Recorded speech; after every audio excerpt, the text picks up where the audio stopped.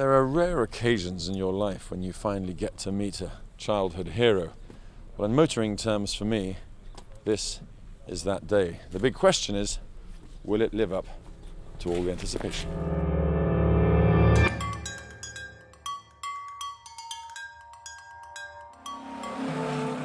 The Mercedes-Benz 300 SLR Coupe. Just 9 SLRs were ever built, and only 2 of them were coupes. This is one of those 2 cars. Call it what you like, the Mona Lisa, the Holy Grail. This, to me, is it. And that's the seat where very few people over the last 55 years have been invited to sit. But today, it's my turn.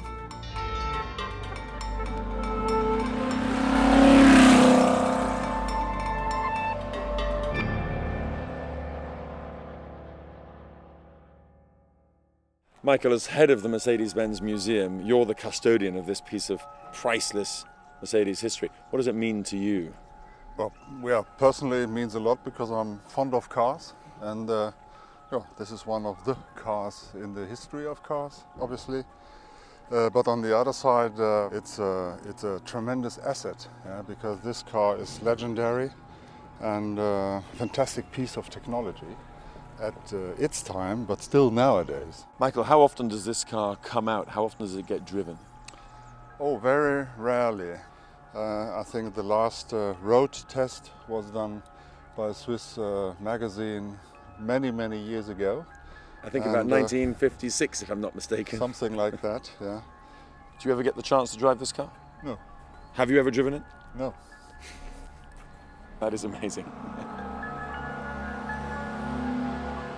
In fact, it's so important in Mercedes-Benz history that this car has its own personal mechanic. And not just any mechanic, but Gert Straub, whose father accompanied Baron von Trips on the 1956 Mille in a Gullwing.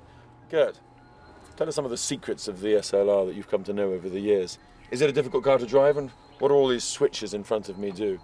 Well, it's definitely a special car to drive, you will see later on. And the switches are linked to the Gullwing scenery.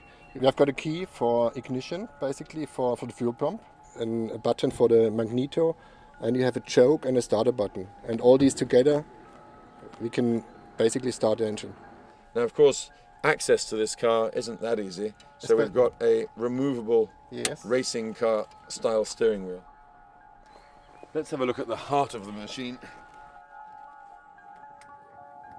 And there it is in all its glory. There's no mistaking this for a normal Gullwing when you look under the bonnet. 8 cylinders rather than 6, 3 litres and a full 300 horsepower. That's what made this car a 300 km/h machine in its heyday. Right, the starting procedure: in neutral, ignition key in, magneto on, you pull it out,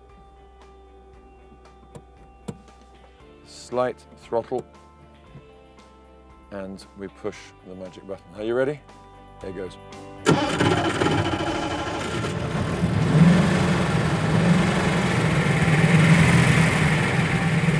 It's a bit noisy, and it's going to get even noisier when we close the door.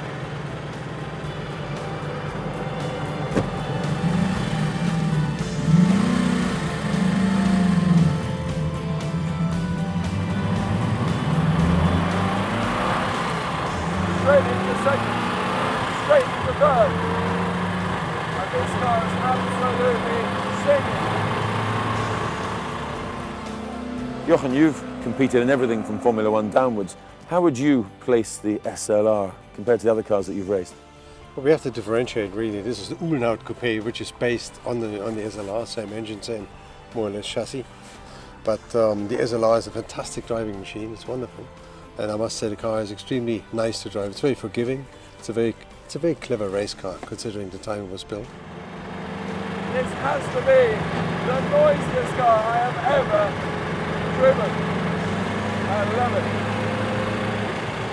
What are some of the tricks of the SLR? If you were giving a lesson to a novice SLR driver, what are the things to watch out for? Some of the little subtleties? The subtleties are really that you have to use what the car's natural tendencies are, like oversteer or understeer, whatever. You have the Fangio car, which is slightly shorter in wheelbase, and that one tends to oversteer more. It's not difficult, but you have to You have to work it out first before you get into anything. I can't believe it. I'm driving the Uhlenhaut 300 SLR. Unbelievable.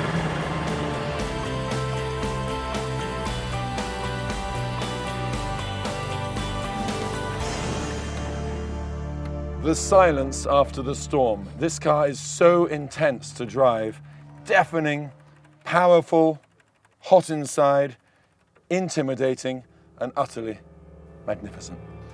At the end of a day with the Uhlenhaut Coupe, I'd use two words to describe the experience. Intimidating yet intoxicating. Intimidating, first of all, because of the noise, the din from those pipes is unbelievable. The heat inside the car, racing clutch, an engine that hates to go at anything less than 3,000 revs. It all makes for perhaps the least suitable road car you can imagine, but at the same time, intoxicating, because the more you drive it, the more you learn to respect it. And remember that this is a Formula One car with a sports car body, the more you come to love it. At the end of the day, I have even greater respect for the man who designed this car and who was brave enough to use it on the road in the 1950s.